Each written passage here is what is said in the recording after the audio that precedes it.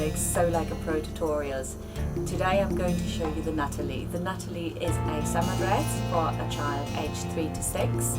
It's got a cute little ruffle at the top, it's got fantastic hem trim, and I'm going to show you how this would be made commercially. So on with the show, enjoy and let me know how you got on. For the front you should have cut out the front lining and the actual front. You also need 2 straps which are going to be put on there. For the back you should have now these pieces. You have cut the slit. The actual dart is going to go up to about here, so that when you're sewing it, it is so much easier, you don't have to mark anything. You also have on the back the facing. Touch the facing like so that you've got a very neat little back.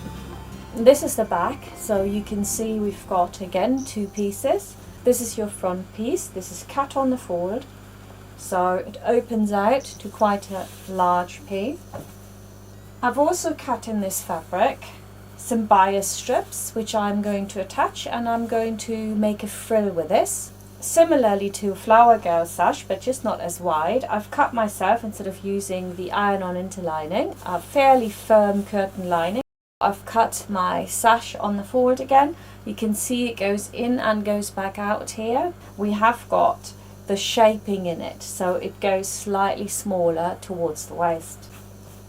I've also cut 2 long stems, and finally for the hem of the skirts, put my pattern piece on it on the fold, see how much I need, and cut it maybe this much longer, so that way I know I've got the right amount. My next step is to now attach my facing here to my lining. Turn it over. You can check yourself by just doing that, see whether it actually goes to the end. If you're pinning this, put in some horizontal pins. You don't need to take them out when you're sewing. 1 centimeter seam allowance, lock your stitches in. So I've done this on both of them now. So I've got my 2 corresponding pieces. Now you also need to put in the darts, right sides facing. How do you know how high to go? Now, I never actually measure this very much. You can see here, this is where my armhole goes, and about a centimeter lower, that's to where the dart goes. So I'm just going to go, put a line there, just with my fingers, and I aim for my finger. And as I reach my finger, I'm actually locking my threads in, and I've done my dart. Next I'm picking up my actual back pieces, the outside, in this lovely fabric, and I've got my snip here. So again, I fold it over and I put in my dart. I look at where my armhole is, a centimeter lower, invisible line, marked with my finger, and off I go. Now it's perfect, and I'm done with this bit. I want to make a little frill here. You're folding it in once, and you're folding the next bit right to that edge. Now this is actually a fantastic technique to use. This is how professionals do it when they do like really fine hems on georgettes, etc. And I'm also going to gather this. And the easiest way to put a gather stitch in is go on your straight stitch, very large, the largest you've got, and you put in 2 lines of stitching. I'm going to do my next one. Line it up with the stitch you've just done. So now we've got 2 stitches here, so I've just grabbed my top stitching. Don't pull too hard. What you don't want is this to rip, because then you'd have to do it all again, and that's really not very much fun.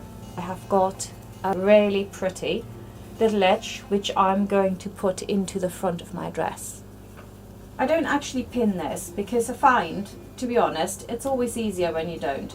We don't want to sew into the seam allowance here. Curve it upwards so it comes out. Have a pin at the ready so you can arrange them. And now I'm going to stitch between the two lines that I've got here. Trim away your excess here that you've got at the top, and it's on. So when it goes up, it'll be really pretty like this. Now the next thing we want to put on there is our strap. And again, sew them together, centimetre seam allowance through. Now this is a neat little trick. No need to take it out from the sewing machine. Just go on to the next bit. Right, now I've sewn them. The next thing is to turn them inside out. For that I'm using my fabric turner. There's a little hook on the fabric turner at the top, and all you do is you just hook that in, pull your fabric over it like that. Take a pin and pull through what hasn't come out there. Now I've ironed my two straps, but if I just put them on like that, although they look nice, they look a little bit homemade. So what I want to do is I want to stitch along.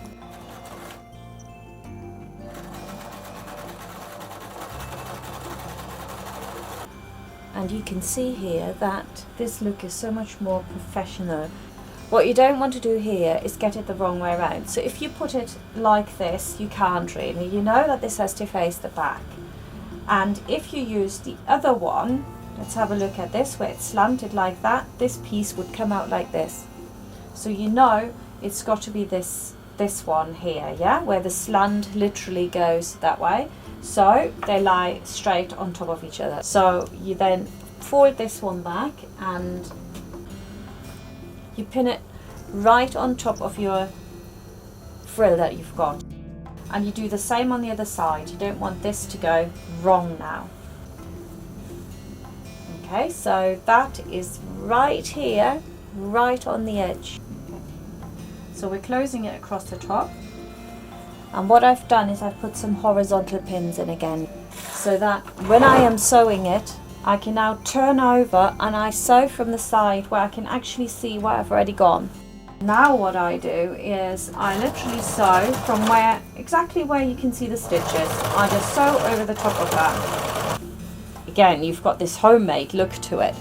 So what you do is you open it out and put the seam allowance facing your sewing machine.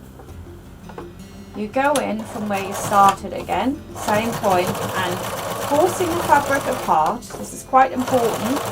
Sew about 2 millimeters away from the edge. So what you've now got is a line of stitching here which will firm up this whole lot already. So we're now sewing the arm in, and we only need to go to that point. We're cutting across the corner. You also might want to trim the seam allowance back a little bit. You snip it, and you also stitch back the seam allowance. So you do the same again, seam allowance towards your machine, forcing it apart and going to ease it into the machine because it will prevent it from stretching. Go as far as you can go. You won't be able to go all the way up to the top. Right. And again, what you've got is a really firm edge. It automatically lies flat that way. Again, make absolutely sure that you get it right.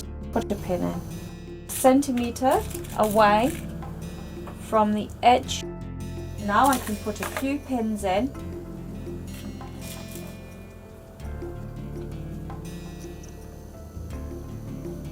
Do that on the other side as well.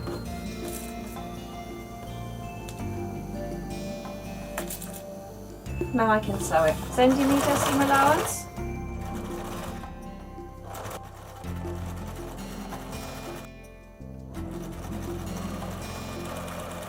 Need to be exactly next to your strap, not on top of it or anything.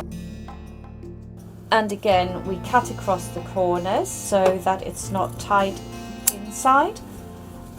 We're cutting our seam allowance back, snipping our curve, and as far as we can go, we will top stitch the seam allowance back. It gives you a more professional look. I'm moving out my corners with a needle because this stitching back the seam allowance is so very effective. You also do it here, so the seam allowance goes always towards the lining.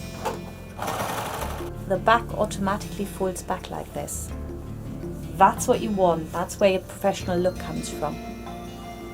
Now I just want to show you what it looks like before the seam allowance is stitched back. Here you can see this puffy edge whereas when you stitch back the seam allowance, it automatically lies flat. I've ironed this so it's nice and flat. And the next thing you want to do is you want to close your center back. If you are on a domestic overlocker, overlock the side seam either side and then sew it together from this point here all the way down. So what I'm doing is a repetition of what I've shown you earlier. I'm going to a narrow rolled edge hem to the point that I need to leave open.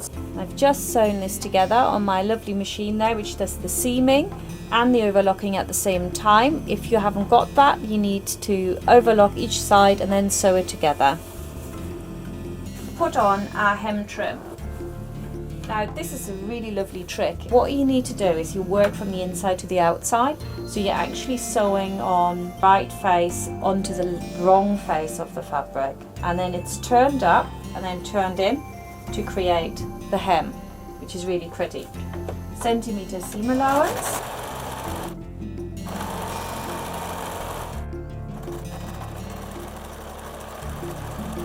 Pick up your other piece.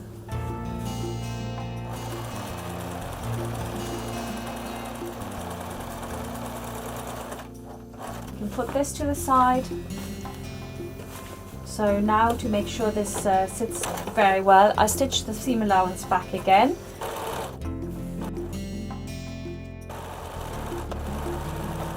I've ironed this over first. I've taken this on the ironing board like that, turned this in, then you iron it up and you're getting the beautiful trim. Check out that the height is the same before you stitch it down, because afterwards you can't really get into it anymore. Stitch fairly close to the edge here, sort of a millimetre off. Next we want to attach the front skirt to the upper front. We're going to gather it across the top. Take the widest stitch length you've got, put your presser foot against the fabric. So we now have two lines of stitching next to each other. Just pick the upper threads, do not pick up the lower threads, because that locks the stitching in. Now I pick up my front, turn it so I can see what I've done here, and on the side where the stitching is locked in, I put one pin, and I take the other side and equally I put a little pin in there. When I've got the right amount, I pick up my threads here, I twist them around this, okay, and you might want to put one pin here in the middle. You want to sew in the center of your two stitching line. Make sure that these are nice and even and look good. I repeat this process with the back now. So now I've done that side as well.